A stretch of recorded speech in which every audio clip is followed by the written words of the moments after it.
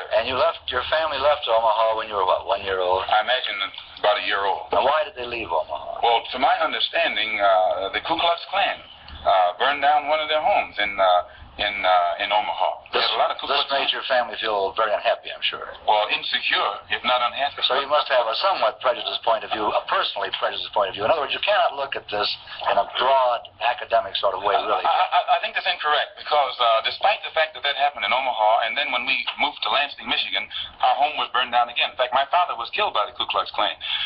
And despite all of that, no one was more thoroughly integrated with whites than I. No one has lived more so in the society of whites than I.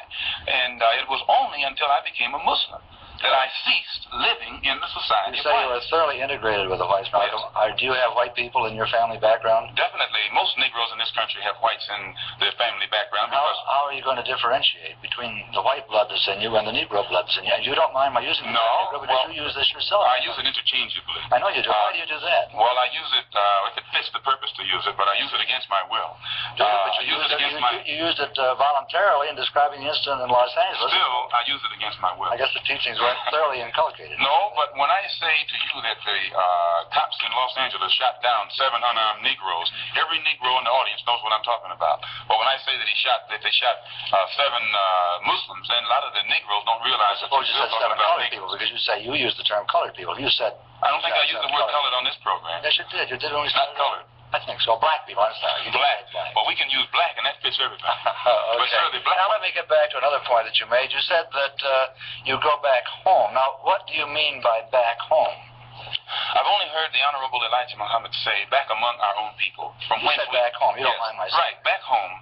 But by that you mean back into Let the man finish Islam, or do you mean back to Africa? Back home. And by back home, he means back into our original civilization.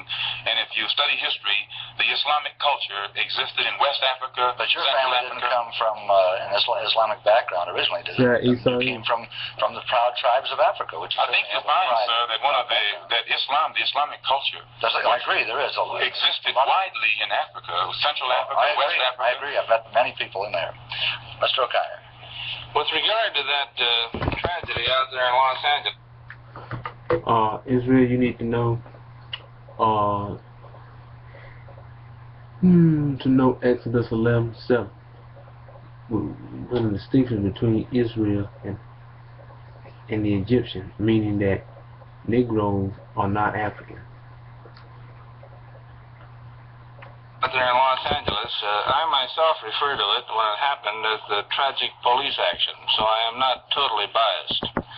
Thank you, sir.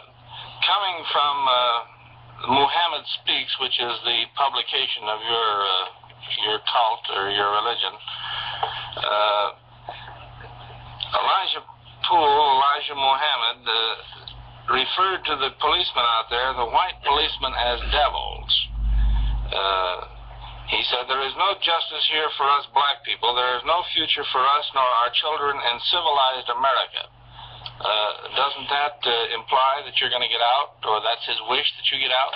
If he referred to those policemen out there as devils, who were heavily armed and knew that the Negroes whom they were shooting down in cold blood were not heavily armed, I don't think that those policemen themselves would deny that they're devils. Nor would any Negro who witnessed such a deed deny that they are devils. Well, about the other part of it, there's no justice here for us black people. There's no future for us nor our children in civilized America. And I didn't make that up. He said it in his own... And he's correct in what he says, sir. Well, what does it mean? Does it mean you're going to get out, or what? It means the same thing that Attorney General Robert Kennedy means when he says that the #1 domestic problem in America is the race problem. That it is almost impossible to solve it. It's almost impossible to give justice to Negroes.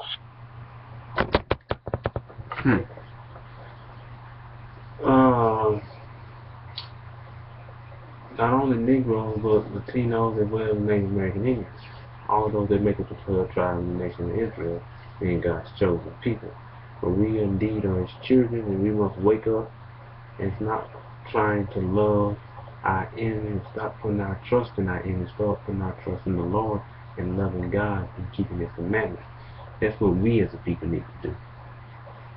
And with that being said,